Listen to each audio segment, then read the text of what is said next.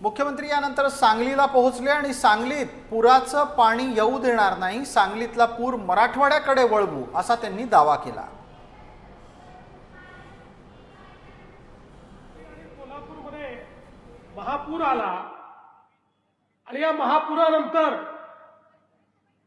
ज्यावेळी इथली परिस्थिती मी बघितली त्याच वेळी मी ठरवलं की या दोन शहरांची रचना अशी आहे की इथे वारंवार महापूर येऊन इथल्या जनजीवनावर त्याचा परिणाम होतच राहणार आहे आणि म्हणून याचा काहीतरी परमनंट उपाय काढणं हे अत्यंत महत्वाचं आहे।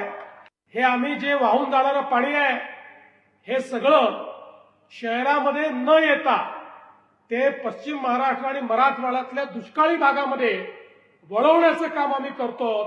म्हणजे एकीकडे आपल्या शहरांना पुरापासनं संरक्षण मिळेल आणि दुसरीकडे दुष्काळी भागाला त्या पाण्यामुळे शेतकऱ्याला जीवनदान मिळेल, अशा प्रकारचं एक अत्यंत महत्वाचं काम या कार्यक्रमाच्या माध्यमातून आपण केलंय।